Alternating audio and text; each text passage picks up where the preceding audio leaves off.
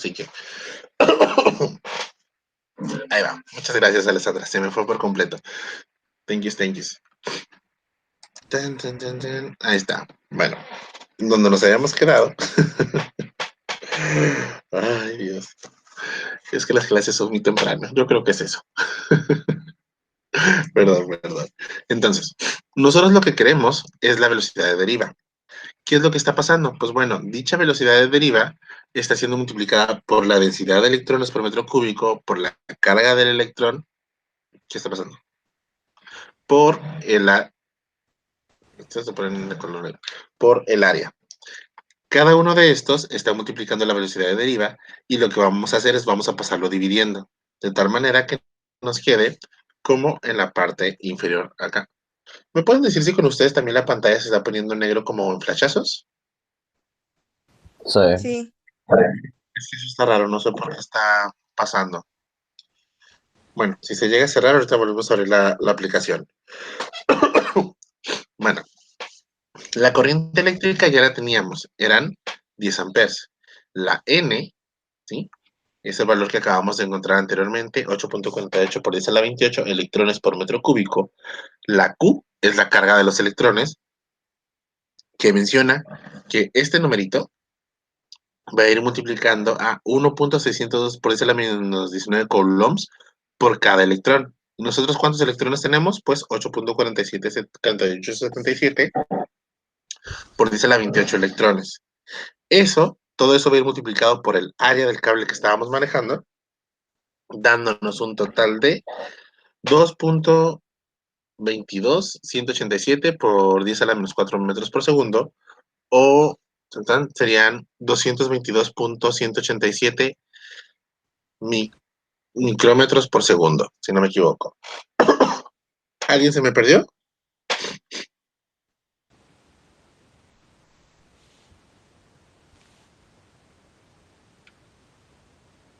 ¿Alguien? ¿No? ¿Todo bien? Sí. Ok. Fíjense, ya, debido, perdón, en serio, a que se me pasó ponerlo a grabar desde el inicio, al menos toda la primera parte, además de que ya está en la diapositiva, además del video correspondiente. Aquí en la clase con ustedes les voy a poner también la parte del otro grupo. Con el otro grupo también ya vimos exactamente esto, entonces ahí para que vean, si a alguien le quedó dudas de lo anterior, o puede preguntar con toda confianza, o pueden volverlo a ver ahí en el video del otro grupo y también se los pongo ahí en Blackboard ahí para que puedan analizarlo. ¿Sí? Ahora, ¿alguien está copiando? ¿Alguien está tomándole foto, screenshot a esto? ¿O ya le puedo cambiar de diapositiva? Profe, entonces, amper sobre metro es igual a metro sobre segundo. Tan, tan, tan, tan, tan, tan. Es amper por... ok, ¿te acuerdas cuáles son las unidades de amperes? ¿Amperes está compuesto por qué? Por corriente sobre... no me acuerdo.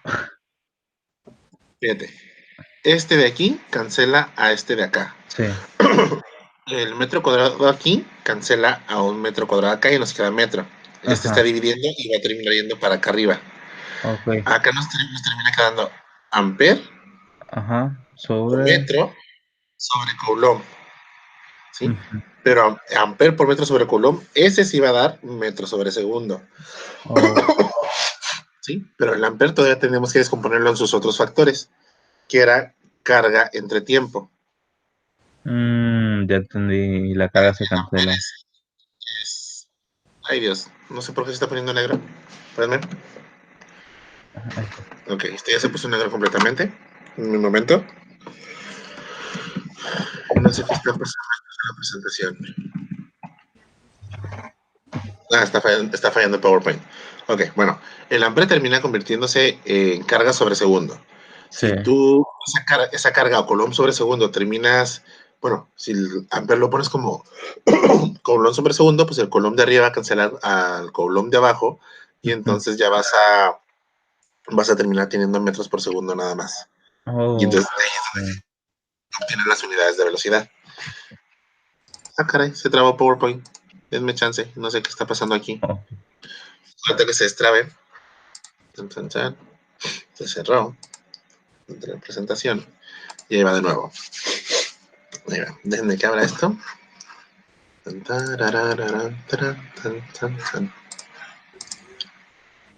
Ahí va.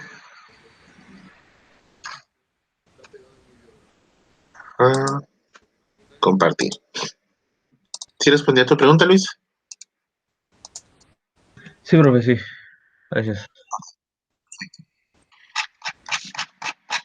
Vamos a encontrar la diapositiva en la que vamos.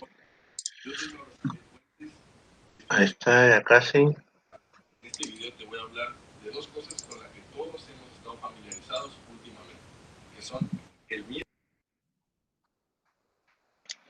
¿Qué estaban viendo?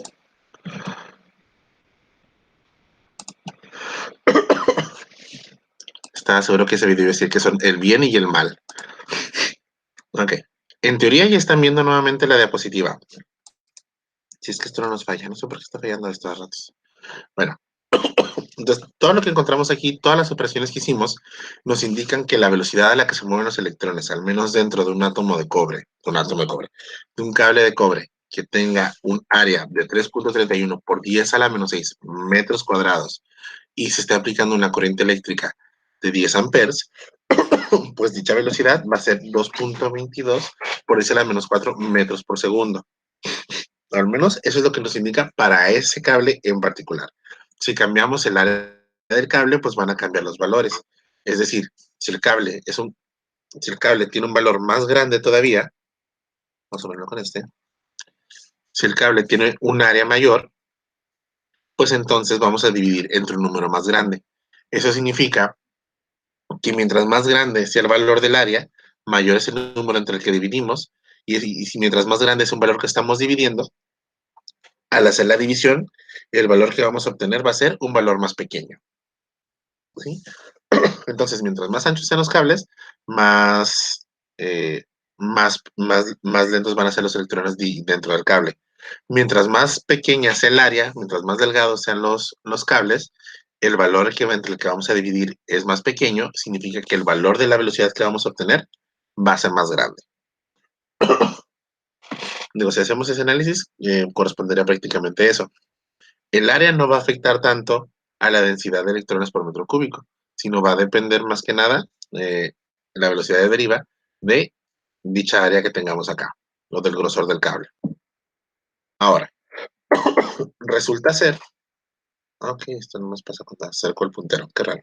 Ok, va a haber algo o hay algo llamado densidad de corriente. Dicha densidad de corriente nos menciona que en un conductor se define como la cantidad de corriente por unidad de área. Es decir, cuánta corriente está circulando por dicha sección transversal, que equivale a cuántos electrones por unidad de segundo están pasando en dicha sección transversal. Es prácticamente lo que nos está diciendo esto de aquí. Además, recordemos que si la corriente, como lo vimos en la diapositiva anterior, es N por Q por V por el A, pues cuando si decimos que densidad de corriente es corriente eléctrica entre área, como aquí, pues entonces el área se cancela de la parte superior, de acá arriba, y nos queda que es únicamente el número de electrones por metro cúbico, la carga del electrón y la velocidad a la que se mueven dichos electrones. Y esa va a ser la densidad de corriente. La densidad de corriente en el sistema internacional va a tener unidades de amperes por metro cuadrado. Ahora, si nosotros hacemos un poquito de álgebra y todo, vamos a terminar llegando a que la densidad de corriente se puede relacionar con el campo eléctrico. Y recordemos que, pues, ¿por qué va a depender del campo eléctrico? Pues bueno, el campo eléctrico al momento en que nosotros colocamos una carga, va a hacer que las caras comiencen a moverse de un lado de, del lado de mayor potencial. ¿Y qué es lo que va a pasar? Pues bueno, como un electrón se está moviendo, pues eso es prácticamente lo que va a generar la corriente eléctrica. Recordemos que la corriente eléctrica en todo caso es el movimiento de los electrones. Cuando ustedes colocan un electrón dentro de un campo eléctrico, este va a comenzar a moverse. Y también porque se va a comenzar a mover por la diferencia de potencial que va a haber ahí, que va a tratar de ir de donde hay una mayor cantidad de energía a donde hay una menor cantidad de energía. ¿Sí? De esa manera podemos nosotros relacionar la densidad de corriente con el campo eléctrico, de tal manera que esta formulita, si grábensela por favor, anótenla por ahí, tatúensela con henna en lo que termina el semestre, ¿sí? Y va a terminar siendo que la densidad de corriente eléctrica es una constante multiplicada por el campo eléctrico, donde dicha constante va a tener sus propias unidades, que ahorita vamos a ver cuáles son. Que bueno, las unidades de dicha constante, esa constante sigma, te las pongo una vez, entonces, sigma va a tener unidades de ohms por metro. Se está cerrando esto otra vez. Bueno, ohms por metro a la -1. No sé por qué está fallando, por... Permítanme, déjenme lo vuelvo a cerrar. No sé qué tiene esto. Bueno, la letrita que estaban viendo ustedes, que tenemos que es J igual a sigma por E, resulta ser que ese sigma, que son unidades, es lo que vamos a conocer nosotros como conductividad. La conductividad es una propiedad intrínseca del material. Es decir, esa propiedad ya está dada por la naturaleza. No es como que podamos cambiarla. O puede cambiarse de alguna cierta manera. Igual y luego vemos cómo es. ¿Sí? Pero ya son propiedades que el cobre tiene una, la plata tiene otra, el oro tiene otra, el platino tiene otra, y así por el estilo. ¿Sí? Hasta el grafito tiene su propia conductividad.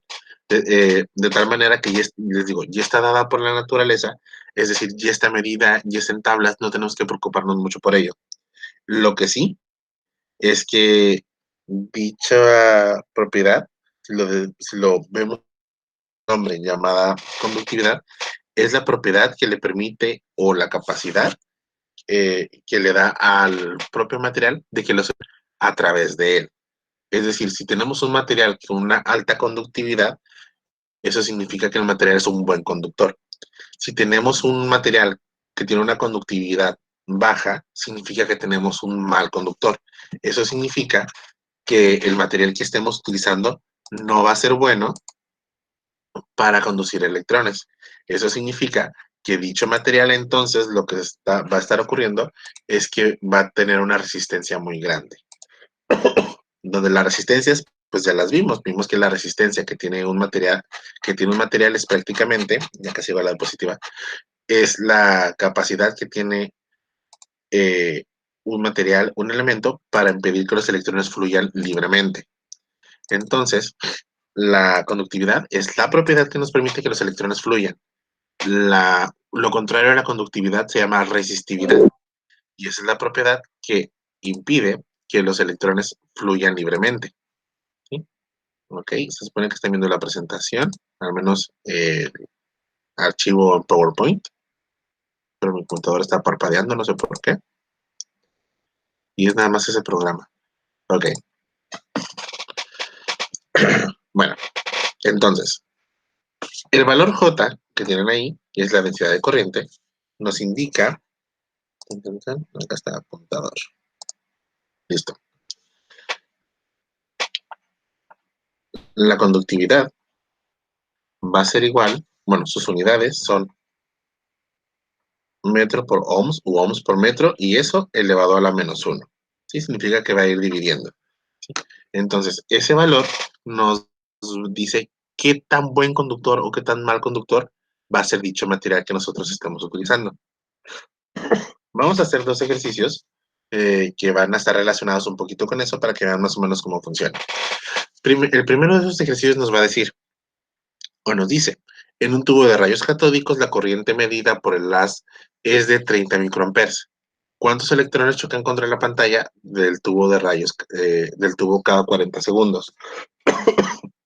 ¿Alguien sabe o sabe dónde hay un tubo de rayos catódicos en su casa? Sí. ¿En la tele? En la tele. A lo mejor ahorita ya la gran mayoría de ustedes tiene pues pantallas planas, ¿sí? Que ya funcionan de una manera distinta. Pero las teles de antes, si recuerdan, parecían como cajas así grandes y estorbosas, ¿sí? Así súper profundas. Resulta ser que esas televisiones, en la parte del fondo, pues tienen llamémoslo, cañón de electrones. Es decir, esos electrones salían directamente disparados a una pantalla, que esa pantalla fosforescente tenía prácticamente, pues, teníamos una diferencia de potencial, de tal manera que los electrones salieran desde el tubo de rayos catódicos, llegaran hasta la pantalla. ¿sí? Dependiendo la cantidad de potencial que hubiese en cada punto de la pantalla, pues la cantidad de electrones que llegaba, y entonces es de tal manera que se formaba la imagen que ustedes podían ver o pueden ver en una de esas televisiones, si es que aún tienen alguna de ellas. Es decir, tenemos un cañón de electrones que va a ir directamente apuntando a una pantalla que está a unos cuantos centímetros, ¿sí? De tal manera que se forme una imagen. Ahora, ese cañón de electrones pues lo hace de manera continua. Eso significa que los electrones van y van, están siendo bombardeados todo el tiempo directamente a la pantalla. Ahora, incluso hasta en las pantallas planas que ustedes tienen, si la dejan prendida unas cuantas horas y luego llegan y pasan la mano, si es en tiempo de verano va a ser más fácil, van a sentir que les da toques, al menos por un momento. O pasan la mano y van a ir sintiendo toda la estática que está acumulada ahí. Esa estática va a ser debido a la cantidad de electrones que se han estado acumulando dentro del otro lado de la pantalla por la parte interna. Ahora, si lo que nos preguntan es cuántos electrones han chocado durante 40 segundos, siendo que la corriente eléctrica es de 30 microamperes, pues bueno, primeramente tenemos que saber la carga que se ha ido acumulando en ese tiempo. Resulta ser que la corriente eléctrica pues es carga entre tiempo y también es el número de electrones por metro cúbico, la carga del electrón, el área y la velocidad de deriva. Pero el detalle está en que pues en este caso no sabemos cuánto es la superficie con la que está chocando, no sabemos en qué material lo está haciendo y pues tampoco sabemos la velocidad a la que se van a estar moviendo. Pero lo que sí sabemos es la cantidad de corriente que hay y el tiempo que está pasando. Eso significa que de la ecuación que tenemos ahí, pues lo más recomendable es usar la parte del centro, ¿sí? Es decir, primeramente vamos a encontrar la carga que se ha ido acumulando en esos 40 segundos. Es decir, si la carga va a ser la corriente eléctrica por el tiempo, como está indicado en este punto. En este caso, pues van a ser 30 microamperes, son 30 por 10 a la menos 6 amperes, multiplicado por 40 segundos, pues tenemos que la carga que se ha acumulado en dicha pantalla van a ser 0.0012 coulombs. Ahora, esos 0.0012 coulombs, pues es una cantidad de electrones. Recordemos que tan solo un solo coulomb tiene 1.602 por 10 a la menos 19 coulombs. Y entonces, si yo hago el 0.0012 entre la carga de un solo electrón, que es 1.602 por 10 a la menos 19 coulombs, pues vamos a obtener a que el total de electrones que están chocando sobre dicha pantalla van a ser 7.49 por 10 a la 15 electrones. Fácil, difícil, complicado, imposible, se entendió, no se entendió, nos falló algo. ¿Alguien? Se ve fácil, se ve fácil. Se ve fácil y está fácil, no se preocupen. Luego les dejo algo muchísimo más complicado que ni yo pueda hacer. No es cierto. Está sencillo, ¿sí? Pero es un ejemplo básico de algo que puede ocurrir. Digo, a lo mejor tal vez ya ustedes no tienen ya una de las teles viejitas, pero cuando vayan a casa de sus abuelitos probablemente haya alguna por ahí guardada, ¿sí? Y dejen esa tele prendida un ratito, unos 20 minutos o una hora, y después de un rato, tóquenla y les va a dar toques. Si tocan la pantalla y les va a dar toques. Y si no les da toques, al menos van a escuchar la estática que está ahí cuando pasen la mano. Ahora, el siguiente ejercicio nos dice, en la atmósfera donde un campo eléctrico tiene un valor de 100 volts por metro, esta tiene una densidad de corriente de 6 por 10 a la menos 13 amperes por metro cuadrado. Determinar la conductividad eléctrica. Entonces, ¿qué vamos a hacer aquí? Primeramente, datos. Tenemos un campo eléctrico de 100 volts por metro, ¿sí? Y nos mencionan que existe una densidad de corriente. Densidad de corriente es J. Y es 6 por 10 a la menos 13 amperes por metro cuadrado. Nos piden determinar conductividad eléctrica, es decir, calcular la característica propiedad de dicho material para entonces poder permitir el paso de electrones libremente o permitir que los electrones fluyan libremente. La densidad de corriente, pues es la conductividad por el campo eléctrico.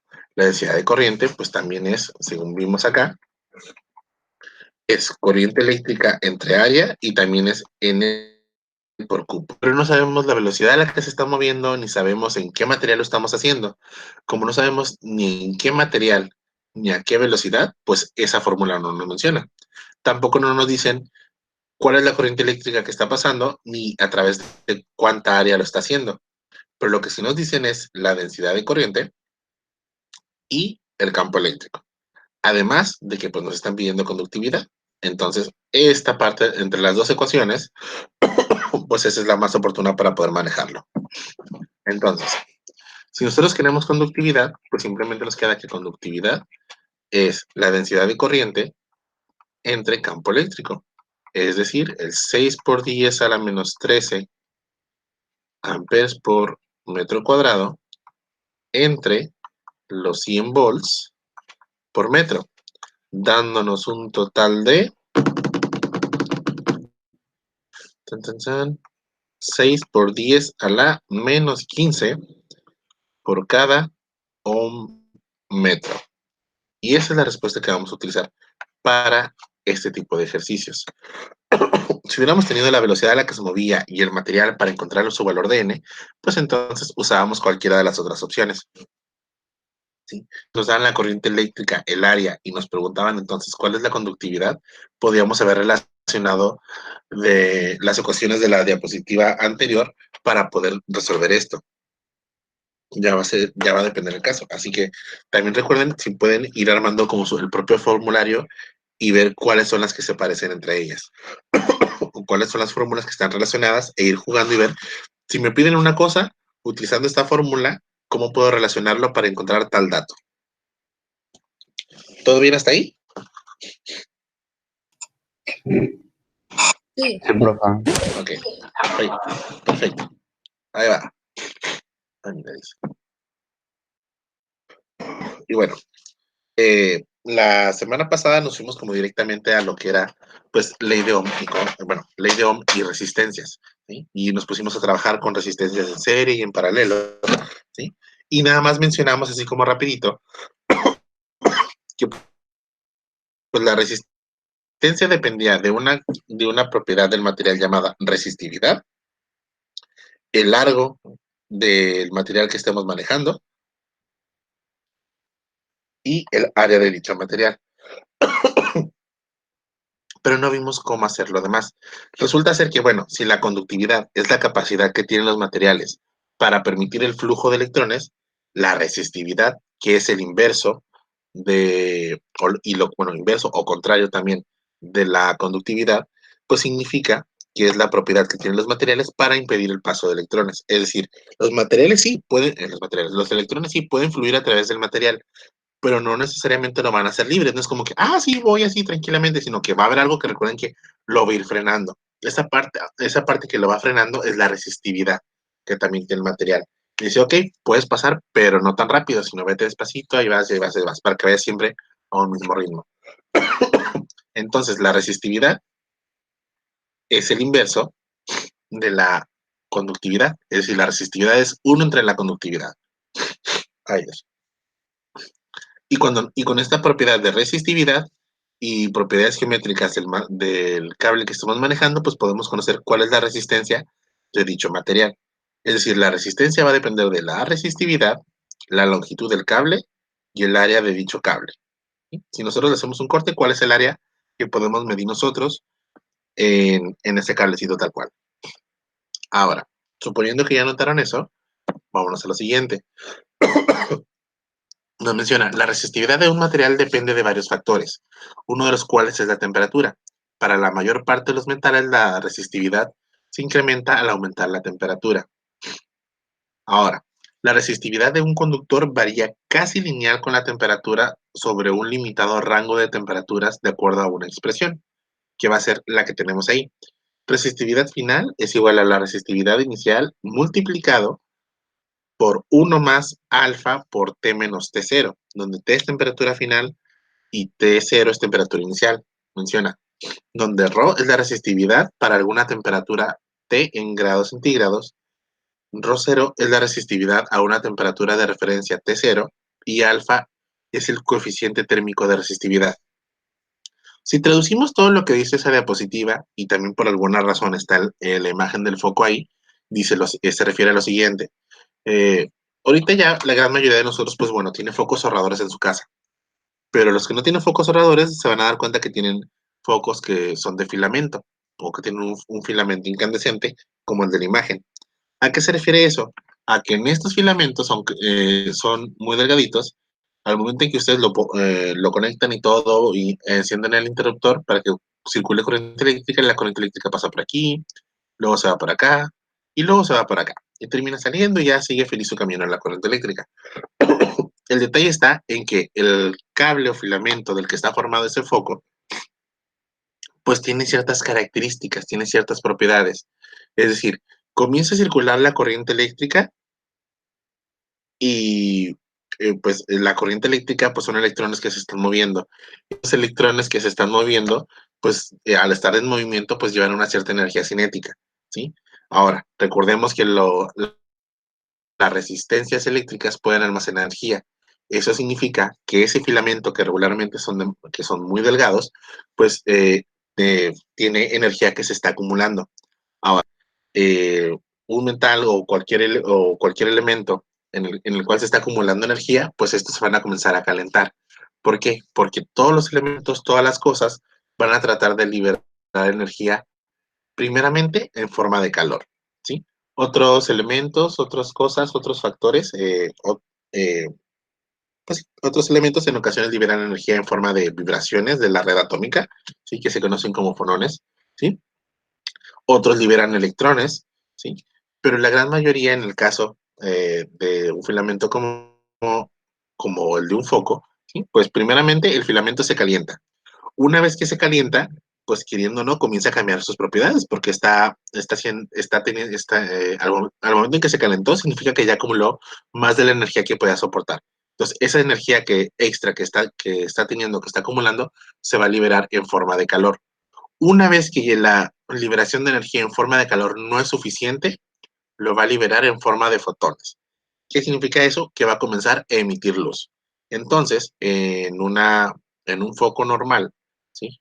En un foco no ahorrador, al momento en que ustedes comienzan a pasar corriente eléctrica, pues el filamento alambrito tiene sus propiedades iniciales. Es decir, tiene su propia resistencia cuando le haces pasar una cierta corriente y no hay problema. Pero si comenzamos a hacer que pase una mayor cantidad de corriente, pues va a comenzar está pasando una mayor cantidad de energía cinética, parte de esa energía cinética comienza a almacenarse en el filamento, ese filamento comienza a calentarse, una vez que llega al límite de que se está calentando, lo que va a hacer, pues va a seguir liberando energía de otras maneras. Y la otra forma básica en que los elementos liberan energía es en forma de luz. Y entonces, pues ya tenemos el funcionamiento básico de una bombilla, que es comenzar a emitir luz. ¿Sí? Ahora, si se han fijado, si ustedes apagan un foco y miran directamente, ¿qué es lo que va a pasar? Pues van a ver cómo este se va apagando, apagando, apagando, apagando. Empieza, si es luz amarilla o blanca, según la calidad del foco que estés manejando, de repente van a ver que se pone como naranja, luego se pone rojito y luego ya se pone negro otra vez porque ya se terminó de apagar. Significa que ya terminó de liberar toda esa energía extra que estaba acumulada. ¿Sí? Y resulta ser que cuando ustedes van calentando los materiales, pues sus propiedades cambian. ¿Sí? Entonces, ¿qué es lo que tenemos? Pues todo material, al estar a temperatura ambiente y al pasar una corriente eléctrica, pues bueno, va a tener una cierta resistividad inicial. ¿Sí?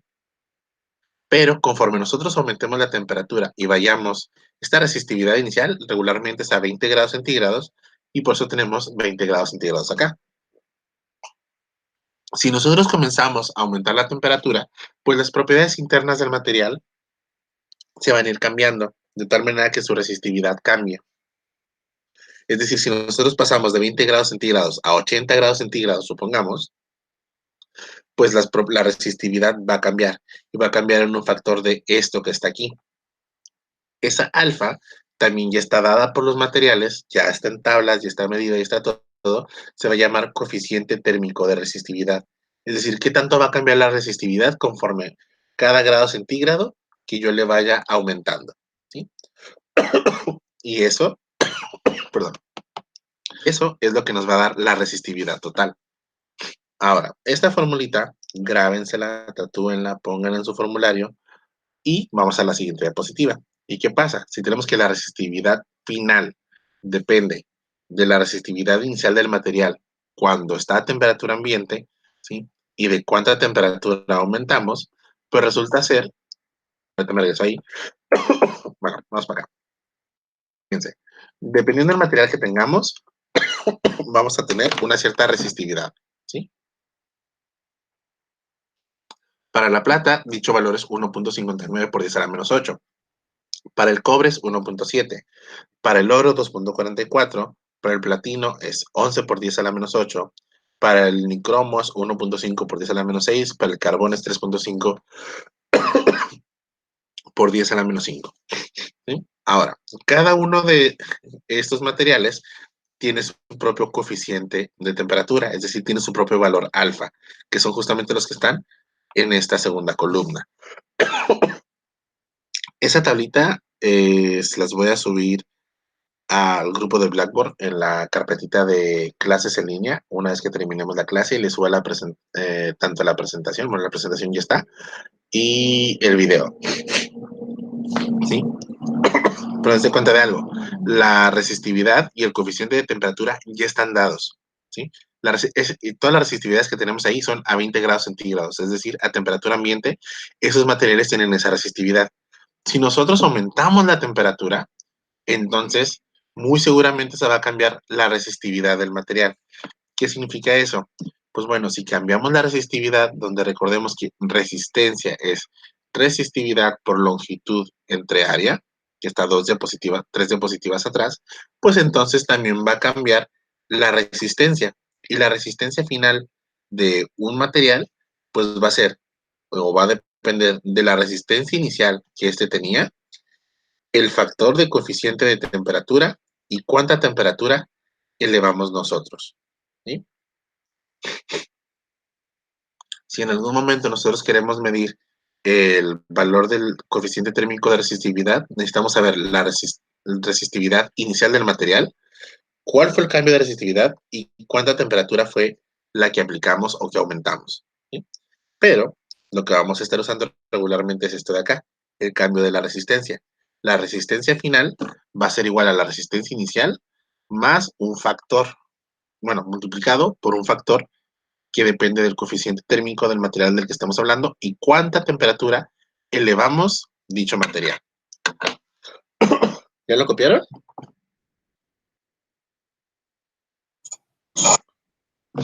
Ya, profe. Espera, espera. Ahí va, no se preocupen.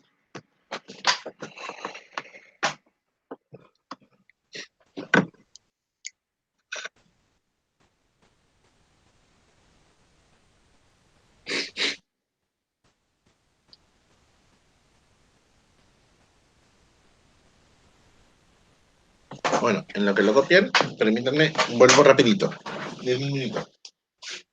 Sí.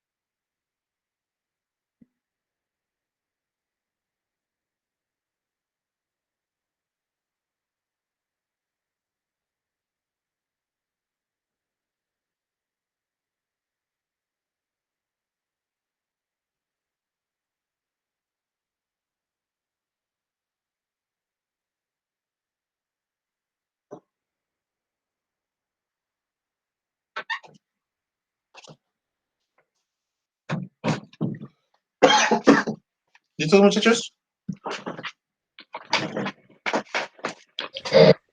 Sí, profe. Ok, thanks. Vamos a ver. Ahora, resulta ser que hay algo llamado modelo de conducción. Déjenme tomar agua. Ok. Esto casi que se los voy a leer. Y menciona. En el modelo, que es el modelo de conducción, dice, se supone que el exceso de energía adquirida por los electrones en el campo eléctrico se pierde en el conductor en el proceso de colisiones. La energía generada por las colisiones hace que el conductor se caliente. También se supone que el movimiento de un electrón antes de la colisión es independiente de su movimiento después de la colisión. La velocidad promedio a la que se mueven los electrones es la velocidad de deriva, la que se calcula como sigue, que es lo que tienen ustedes ahí abajito. La velocidad de deriva es igual a la carga por el campo eléctrico entre la masa por el tiempo, ¿sí? O bueno, por tau, donde tau es el tiempo medio entre colisiones y está relacionado con la trayectoria libre media y la rapidez promedio de los electrones.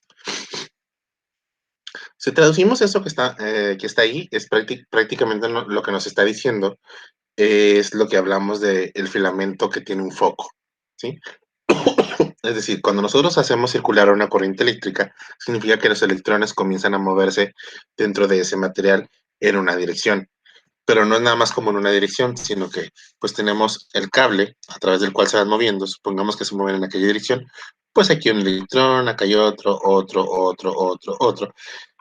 y este a lo mejor pega con este rebota para acá, este rebota para acá, este rebota para acá, y este que rebotó pues, se fue para acá y este se fue para acá, ¿sí? Entonces significa que los electrones pues van chocando o con otros átomos o van chocando con otros electrones, pero todas esas colisiones que se están dando pues son momentos, ¿sí? Y cada momento, según vieron en clase de dinámica, eh, pues nos va a dar una cierta cantidad de energía, ¿sí? Resulta ser que el momento total se tiene que conservar para que haya conservación de energía. Y parte de esa energía, porque los electrones se están moviendo, quedamos que es energía cinética y va a ser la energía de las colisiones. Es decir, un electrón choca con otro, ese puede chocar con otro, ese con otro, con otro, con otro, pero no importa la dirección en la que se estén moviendo, los electrones se mantienen moviéndose, de tal manera que al momento de estar chocando unos con otros, pues hay una acumulación de energía. Esa acumulación, pues es prácticamente de energía cinética, y esa energía, pues tiene que ser liberada de alguna forma, donde regularmente, o la forma más común va a ser temperatura, ¿sí? Ahí está. Entonces, lo que se refiere a eso es que los materiales, cuando ustedes hacen circular una corriente eléctrica y esta corriente eléctrica comienza a ser muy grande o muy cercano al límite de las propiedades o características límites del material, entonces dicho material va a comenzar a almacenar energía de más y esa energía de más se va a liberar en forma de calor. Es por eso que nos mencionan que los elementos se calientan cuando nosotros pasar una corriente eléctrica. Están liberando la energía extra que tienen para mantener sus propiedades intrínsecas intactas, de tal manera que no se vean modificadas. Y eso es lo que a eso se refiere prácticamente el modelo de conducción que nos está mencionando dicha diapositiva, ¿sí? Donde, bueno, la velocidad a la cual se van a estar moviendo los electrones dentro de dicho material, lo que se va a conocer como velocidad de deriva, que ya vimos en diapositivas anteriores cómo podría calcularse dependiendo del material. Y va a depender, pues, ¿de qué cosa? De el área del cable, el largo del cable y el material del que esté hecho, ¿sí? Lo vimos hace como 5 o 6 diapositivas. Fue de las primeritas que vimos.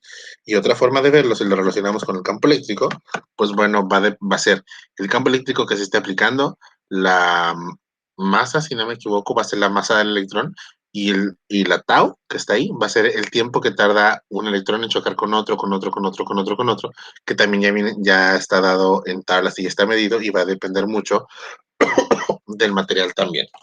Es decir, dependiendo el material que tengamos, oro, plata, cobre, bronce, pues va a ser el valor de la tau que ya esté determinado. Ahora, vámonos a este ejercicio.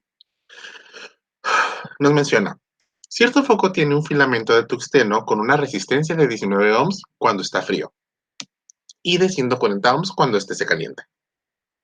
Suponga que la resistividad del tungsteno varía linealmente con la temperatura, incluso en el amplio intervalo de temperaturas que aquí se menciona. Determine la temperatura y considere que la temperatura inicial es de 20 grados centígrados. Vamos a traducir todo lo que está mencionado ahí. Nos dice, tenemos un cierto filamento de tungsteno. El tungsteno es un material, pues es un metal que es bastante rígido y por tanto tiene una buena resistencia. Nos menciona que dicho material a los 20 grados centígrados tiene una resistencia de 19 ohms. Comenzamos a aumentar la temperatura y comienza a calentarse. Cuando se calienta y se mide la resistencia, entonces es de 140 ohms. Nos mencionan que, dice, supongo que la resistividad del tungsteno varía linealmente con la temperatura, incluso en un amplio intervalo de temperaturas. Ahora, determina la temperatura. Nos están preguntando la temperatura final, ¿sí? La temperatura inicial que nosotros tenemos son 20 grados centígrados. Eso significa que si nos están pidiendo temperatura, tenemos resistencia inicial, final, y nos piden temperatura final y tenemos temperatura inicial, la fórmula o fórmulas de lo que hemos estado viendo que más se parece, pues va a ser justamente esta que está apareciendo aquí en pantalla en esta animación en vivo que tenemos, ¿sí? Significa que nos están pidiendo este valor de aquí. El detalle está en que nos falta este de aquí. ¿Y qué tenemos que hacer? Pues tenemos que irnos a tablitas y buscar cuánto vale el coeficiente de temperatura térmico, ¿sí? Para el tungsteno. Si nos vamos a las tablitas que están para acá, si buscamos tungsteno, su coeficiente de temperatura, tungsteno, esta es su resistividad, su coeficiente de temperatura es de 4.5 por 10 a la menos 3. Entonces, acá el valor alfa que nos hace falta en la fórmula es 4.5 por 10 a la menos 3 por grado centígrado. Ahora, nosotros queremos temperatura final. ¿Qué operaciones tengo que hacer yo para poder obtener temperatura final? ¿Quién me puede dar los pasos?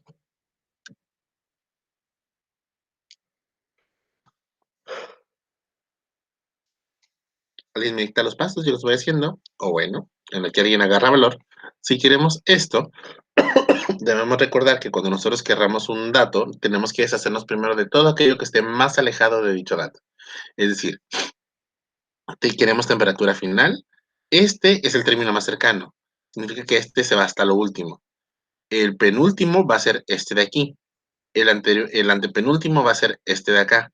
Y el primero de todos los elementos, pues el más alejado va a ser este de aquí. Si el R0 está multiplicando, va a pasar dividiendo. De tal manera que nos queda que 1 más alfa por t menos t0. Pero nosotros queremos este. Significa que ahora tenemos que deshacernos del 1. R entre R0 menos 1 es igual a alfa por t menos t0. Con un poquito de álgebra, esto me lo voy a llevar para acá, pues tenemos que es R menos R0 entre R0 es igual a alfa por t menos t0, que es ese de ahí. Lo único que hicimos fue la suma de fracciones. Esta fracción con este entero, como un denominador es R0, este por el de abajo va arriba, abajo por arriba va arriba, y nos queda esto de acá. Pero nosotros queremos t. Todavía nos está estorbando la alfa que está multiplicando y va a pasar dividiendo. De manera que R menos R0 entre alfa R0 es igual a t menos t0. Y nosotros lo que queremos es t, y nos sigue estorbando este de aquí. Si está restando, pasa sumando. Entonces, la temperatura final va a ser igual a la temperatura inicial más un factor o más un elemento, ¿sí? ¿Cuánto vale ese elemento? Pues bueno, ya tenemos las propiedades, que es esto de acá. Fíjense, la temperatura final va a ser la temperatura inicial, 20 grados centígrados, más resistencia final que estamos midiendo, 140 ohms, menos resistencia inicial, 19 ohms. Esto entre alfa, que es 4.5 por 10 a la menos 3, por grado centígrado por 19 ohms. 19 ohms, R0. Ahí está. Dándonos una temperatura final de... ¿Quién ya hizo la cuenta? ¿Alguien? Voy volviendo a poner la calculadora. No se preocupen, aquí esperamos.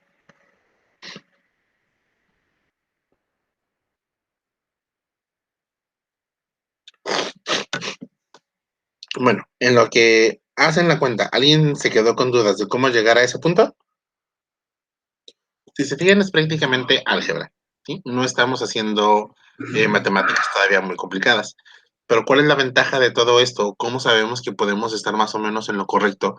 Pues es que el hecho de que lo que estamos haciendo es que algo que en este caso representa un cambio de resistencia, ¿sí? Está expresada en una ecuación que puede parecer sencilla y que de hecho lo es. Afortunadamente, pues el álgebra para poder llegar a esos valores termina siendo una álgebra sencilla, entonces podemos hacerlo tranquilamente y comprobar si estamos bien o no. Pues me dio ¿Cuándo? 435.2. 435.2 grados centígrados. A mí también me dio lo mismo. ¿Alguien más obtuvo ese resultado u otro? A mí también me dio ese. Ok. Estamos 3 a favor, ninguno en contra. Entonces, vamos bien. Vamos de gane.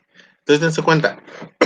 ¿Qué ocurre? Resulta ser que para que la resistencia de un filamento de tungsteno, que es un material pues, muy duro, muy rígido en sí, pase de 19 grados centígrados, de 19 ohms a 140 ohms, es decir, cambia las propiedades internas del material para que su resistencia cambie, ¿sí? Tenemos que elevar su temperatura hasta 1435.2 grados centígrados, ¿sí? Es decir, empezamos con 20 a temperatura ambiente y tuvimos que elevar su temperatura a 1415.2 grados centígrados para poder cambiar sus propiedades internas y por tanto cambiar su resistividad. Al cambiar su resistividad, pues entonces cambiaba su resistencia y pasamos de 19 a 140. ¿Sí? Al pasar a 140, pues significa que ahora esa resistencia va a poder acumular una mayor cantidad de energía. ¿Todo bien hasta ahí? Sí. Sí, profe. Ok, ahí va. ¿Alguien está copiando?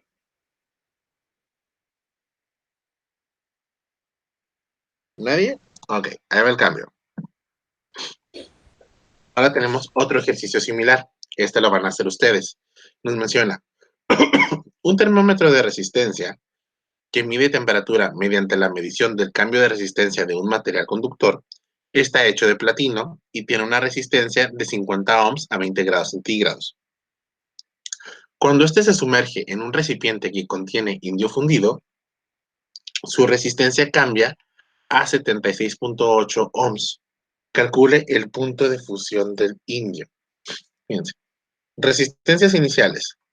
R0 son 50 ohms a una temperatura de 20 grados centígrados. La resistencia final a la que estamos llegando son 76.8 ohms. ¿Pero qué es lo que nos está diciendo? Pues tenemos nuestro elemento, ¿sí? Tenemos en un recipiente, pues ya tenemos indio fundido, está aquí, y tenemos nuestra resistencia. Chan, chan, chan, chan, chan. Ahí está, nuestra resistencia. Al estar afuera, pues tiene una resistencia de 50 ohms, ¿sí? A temperatura ambiente. Lo agarramos e introducimos al indio, al indio fundido, que está en su punto de fusión, ¿sí? Recuerden que el punto de fusión es cuando un elemento pasa de estado sólido a líquido. Aquí todavía no nos dice que se evapora, sino simplemente pasó del estado sólido a líquido. Y esta resistencia ahora es de 76.8 ohms, ¿sí? Pero para llegar a 76.8 ohms, pues debemos haber aumentado su temperatura. ¿Cuál es ese aumento de temperatura? Pues acá estaba a 20 grados centígrados y aquí lo sumergimos a un elemento que está caliente, ¿sí? O bueno, que tiene tiene una mayor temperatura, de tal manera que el material se fundió, ¿sí? Pero de lo que está hecho nuestra resistencia es de platino, no del material fundido. Entonces, nos están preguntando cuál es la temperatura que tiene este líquido. pero la temperatura que tiene ese líquido de indio fundido va a depender o va a ser medida por qué cosa, por la resistencia. Entonces necesitamos saber qué temperatura está midiendo la resistencia, es decir, la temperatura final. Al momento de encontrar nosotros la temperatura del punto de fusión del indio, pues deberíamos estar encontrando la temperatura que está midiendo la resistencia que estamos poniendo. ¿Sí? Eso significa que la resistencia es igual a R0 por 1 más alfa por T menos T0. ¿Sí? Los datos que tenemos que nos está aportando el problema son los datos de esta ecuación. Pero ahora, algo importante en parte en la comprensión lectora. Para poder resolver eso, pues necesitamos encontrar T, que es este de aquí. Pero ¿qué valor nos hace falta? Alfa. Nos falta el coeficiente de temperatura. ¿El de quién vamos a buscar? ¿El del indio o el del platino?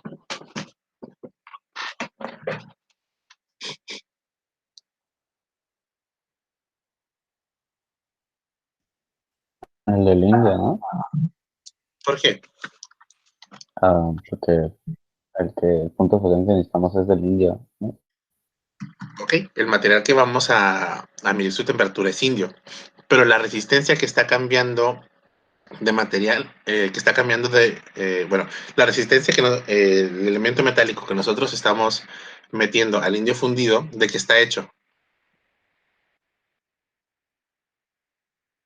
De platino. Entonces, el que cambia su resistencia es el platino, no el indio.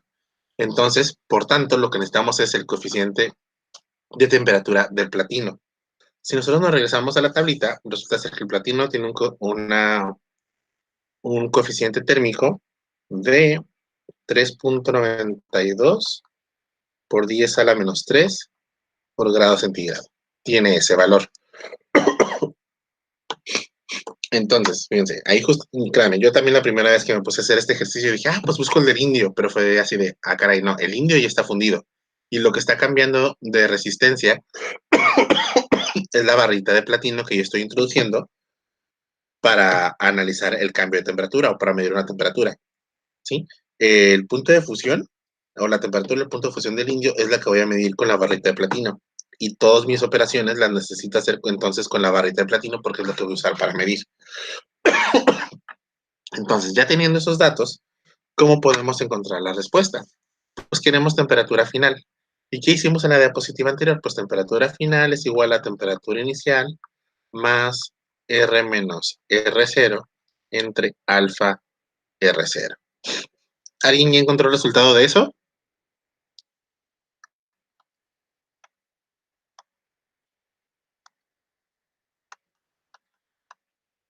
Chan, chan, chan, chan.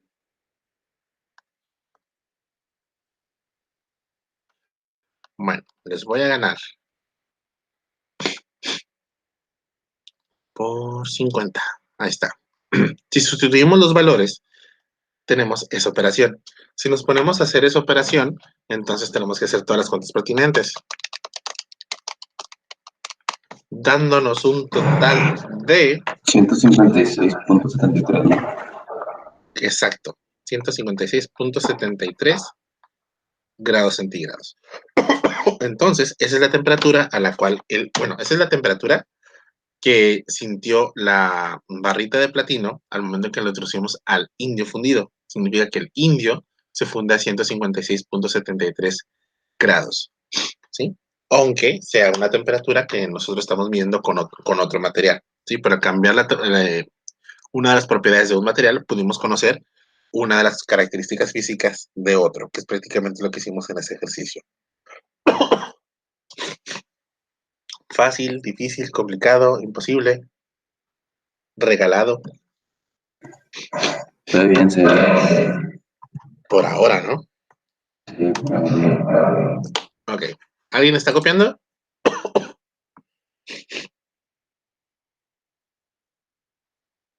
¿Nadie? Ok. Ahí va. Vamos a cambiar en 5, 4, 3, 2, ahora. Y bueno, resulta ser, ¿sí? que la energía que nosotros podemos almacenar en una batería se transforma de manera continua en la energía interna que está asociada con la temperatura de un conductor. Es decir, nosotros comenzamos a almacenar energía, que regularmente esa energía es debido al movimiento de electrones. El movimiento de electrones entonces me representa una energía cinética. Y esa energía cinética, pues al estarse almacenando y llegando al límite de los materiales, pues esa energía se, viene siendo la energía interna, la energía que se almacena es de la energía interna, que termina siendo o provocando que los materiales se calienten, ¿sí? Por eso menciona que está asociada al cambio de temperatura de un conductor. Y nos menciona también el primer párrafo que la rapidez a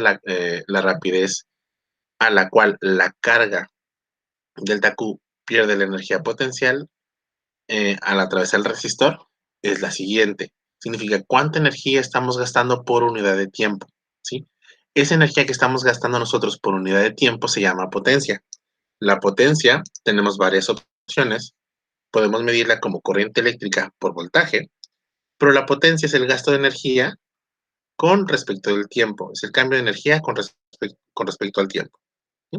Y la potencia se mide en watts. Pero la potencia también nosotros podemos relacionar, si utilizamos la ley de Ohm, podemos terminar cambiando estos elementos de aquí a lo siguiente. La potencia también puede ser la corriente eléctrica al cuadrado por la resistencia, o puede ser el potencial al cuadrado entre la resistencia. Dense cuenta que estas ecuaciones de potencia tienen que ser las mismas que estas ecuaciones de potencia. Esos 4 elementos son equivalentes.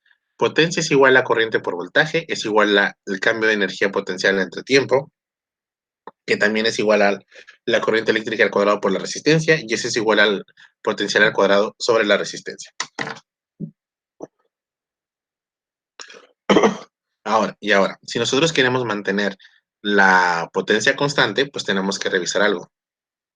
Si este valor es constante, y significa que si, por ejemplo, el potencial disminuye, la corriente tiene que aumentar. Si la corriente disminuye, el potencial tiene que aumentar, de tal manera que el producto de uno con el otro siempre nos dé lo mismo. ¿Sí? Y bueno, el mismo análisis ocurre con cada uno de los elementos de acá. ¿Ya copiaron esas formulitas? Porque ahorita las vamos a usar. Ya voy.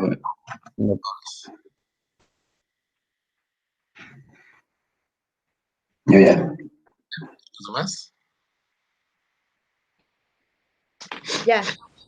Ok, perfecto. Si no, alguien tomen una foto, o si no, ya están las diapositivas en Blackboard ahí para que las puedan revisar también. Ahí va. Nos menciona. Ay. Un calentador eléctrico se construye al aplicar una diferencia de potencial de 120 volts a través de un alambre de nicromo que tiene una resistencia total de 8 ohms. Encontrar la corriente conducida por el alambre y la potencia de especificaciones del calentador. Traducción de lo que nos menciona ahí. ¿Alguno de ustedes ha ido, bueno, en algún momento deben haber ido a Soriana, Walmart, ¿sí? Y en todas estas partes hay una parte como de ferretería. Y de repente, en algunas de estas ferreterías, ¿sí? Ya sea que están los calentadores, que son prácticamente una cajita, que tienen unos resortitos metálicos por aquí, donde esos resortitos metálicos, pues son resistencias. A estas resistencias ustedes les hacen pasar una corriente eléctrica, estas se ponen, comienzan a ganar energía, comienzan a elevar su temperatura y terminan poniéndose anaranjadas, ¿sí? Y cuando se acercan a ellos, pues termina dando calor. Por eso son calentadores eléctricos. Otra opción de esos calentadores eléctricos son unos que sirven para calentar agua, que es prácticamente, viene esto aquí, da 3, 4 vueltas y sube. Y está amarrado acá por un manguito metálico, un manguito de plástico y está conectado. Esto terminarían poniéndolo dentro de una cubetita con agua cuando se les acabe el gas, ¿sí? Y salen como en 80 pesos, no son tan caras. El detalle está en que lo que nos está diciendo es que vamos a tener una serie de resistencias o una resistencia. A esa resistencia se le está haciendo pasar un potencial, un V de 120 volts. La resistencia del alambre es de 8 ohms. nos piden que encontremos la corriente eléctrica que está pasando a través de dicho alambre y cuál es la potencia que está sintiendo. Fíjense, ¿cómo podemos nosotros encontrar la corriente? ¿Sí? Tenemos voltaje, resistencia y queremos corriente eléctrica. ¿Cuál es la formulita que ustedes conocen que puede hacer eso, que relaciona los tres elementos?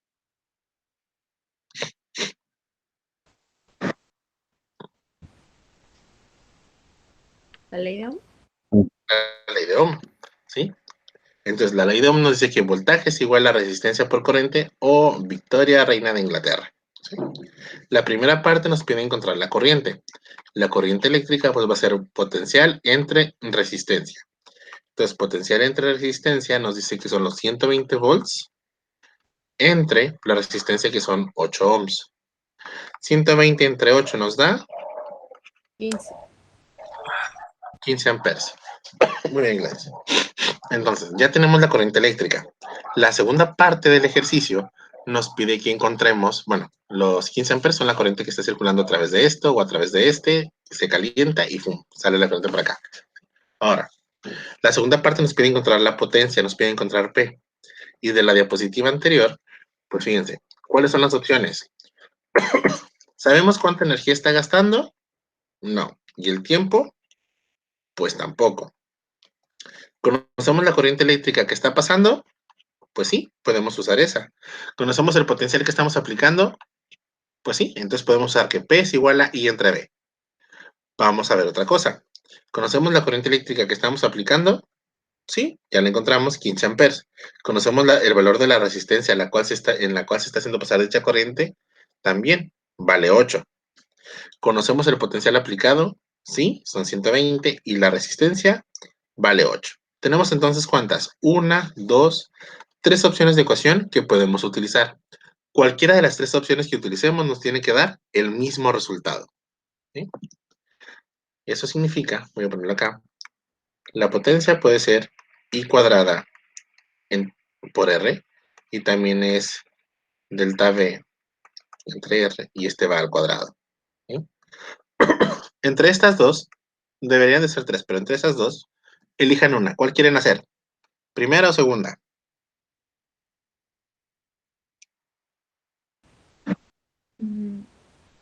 Primera. Primera. La primera. Ok. Entonces son los 15 amperes van al cuadrado, multiplicado por 8 ohms. ¿Cuánto es 15 al cuadrado por 8? 1800. Correcto. Entonces, la potencia son 1800 watts. Esto significaría que son 1800 joules por segundo. ¿Sí? Si de alguna manera quisiéramos, y saben que ahora que ya conocemos la potencia, vamos a encontrar la energía que se está gastando. Pues la energía que se gastaría serían 1800 joules en un segundo. ¿Sí? O son, bueno, terminaría siendo pues los 15 amperes al cuadrado por los 8 ohms. Pero aquí está. La respuesta correcta sería prácticamente esta, ya sea el lado izquierdo o el lado derecho. Ambos resultados significan exactamente lo mismo. Entonces, la potencia en la cual se está gastando energía ahí van a ser 1800 watts. Y créanlo, ¿no? 1800 watts son 1 kilowatt, ¿sí? Y si eso lo dejan pues 1 hora, pues ahí el recibo de luz va a llegar un poquito alto. ¿Sí? Recuerden que la Comisión Federal de Electricidad pues nos cobra en kilowatts, entonces 1 kilowatt pues está ligeramente caro y un aparatito que nos permita calentarnos con resistencias pues va a gastar bastante energía. ¿Sí? Esa energía van a ser 1800 joules por cada segundo en este caso o 1.8 kilowatts. Ahora, ¿vamos a dejarlo hasta ahí o no saben o tenemos tiempo todavía para otro? Ustedes elijan, les doy chance. Ya. Otro. Otro. 2 contra 1. Pero déjeme, No, tiempo fuera. No entendí nada. que voy a copiar este nomás. Ah, ok. Listo ya. Ok. Ahí va. Nos dice, un calentador de inmersión debe aumentar la temperatura de 1.5 kilogramos de agua de 10 grados centígrados a 50 grados centígrados en 10 minutos mientras funciona a 120 volts. ¿Cuál es la resistencia requerida por el calentador? Fíjense, vamos a anotar primeramente datos y luego vamos a ver cómo podemos nosotros relacionar todo eso. La masa que tenemos que aumentar la temperatura es 1.5 kilogramos, que son de agua. La temperatura final, la temperatura con la que empieza dicha cantidad de agua son 10 grados centígrados. La temperatura a la que va a llegar son 50 grados centígrados. El tiempo que va a tardar en ocurrir eso son 10 minutos y estos son 600 segundos. El potencial o voltaje que va a estar siendo aplicado son 120 volts. Y nos están preguntando cuál es la resistencia para que eso ocurra. Es decir, vamos a tener uno de estos aparatitos que sirven para calentar agua. Vamos a introducirlo en un vasito o un bowl donde quepan 1.5 kilos de agua o 1.5 litros de agua. Esta cantidad de agua empieza con 10 grados centígrados, termina a 50 grados centígrados y tardó 10 minutos en ocurrir eso. ¿Sí? El potencial que está siendo aplicado a dicha resistencia es de 120 volts. ¿Cuánto tiene que valer dicha resistencia? Y ahora, ¿cómo vamos a hacer eso? Se estarán preguntando. Probablemente aquí alguien ya se dio cuenta, otros no. ¿Sí? Pero ahí va. La fórmula que hemos estado viendo es que potencia es energía entre tiempo. Y potencia también era potencial al cuadrado entre resistencia. Ahora, la corriente eléctrica no la conocemos, entonces por eso estoy ignorando las fórmulas de potencia, toda aquella que tenga corriente eléctrica. La potencia tampoco la conocemos, pero lo que sí sabemos es que potencia es energía entre tiempo y es potencial al cuadrado entre resistencia. El tiempo lo tenemos, la resistencia es lo que queremos, el potencial lo tenemos y debe haber alguna manera en que podemos relacionarlo. Dense cuenta que nosotros lo que queremos es resistencia. Resistencia, si nosotros hacemos despejes, nos va a quedar que es potencial al cuadrado por tiempo entre U. Quiero esta la tengo, me falta esta. Es decir, necesitamos saber cuánta energía ganó el agua o ganaron esos 1.5 kilogramos de agua al pasar de 10 grados centígrados a 50 grados centígrados. ¿Y alguien se acuerda cuál es la fórmula para calcular la ganancia o pérdida de energía de un cierto material o de un cierto compuesto? Ya llevaron química, ¿verdad?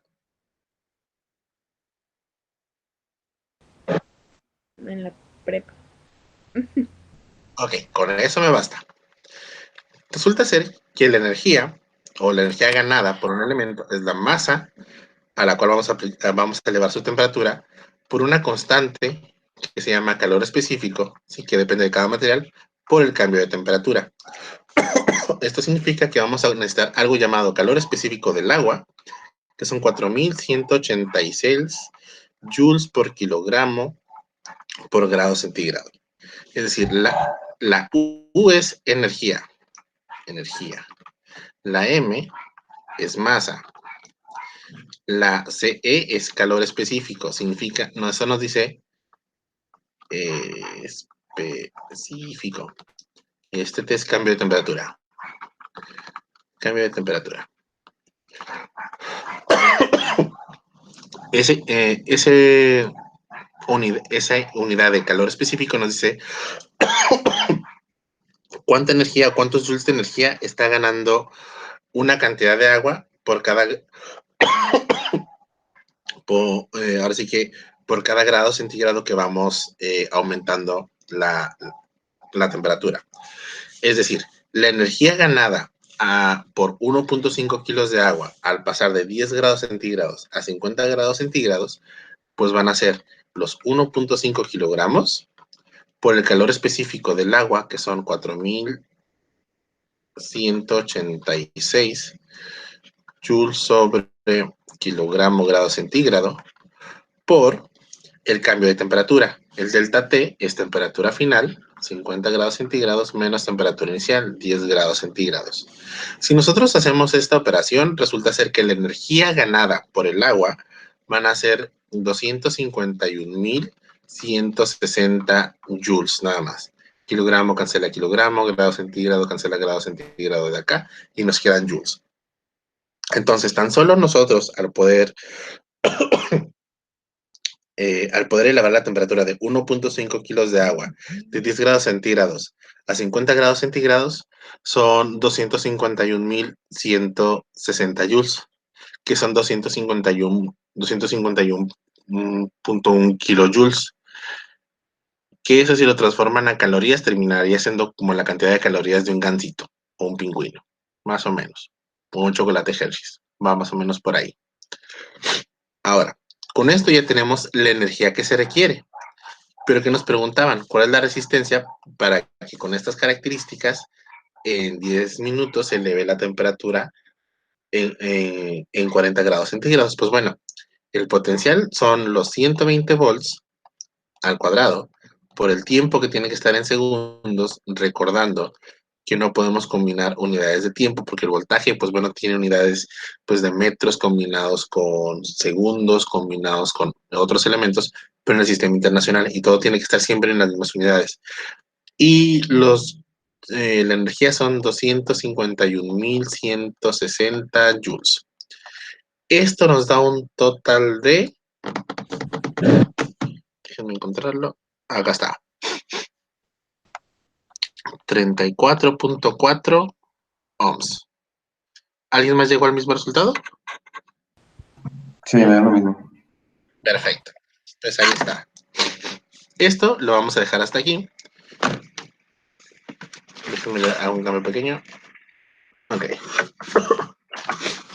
¿Tienen ejercicio para salir? ¿O después? Ah, pues ya va a ser la otra clase. ¿Ya para otra clase? Ok, entonces para la otra clase. Hoy pueden irse libres, pueden ir tranquilos y un poquito más relajados porque también sé que algunos creo que todavía tuvieron examen ayer. Terminen de copiar ahí esa parte. Voy a dejar de grabar aquí esto. Entonces, ahí está.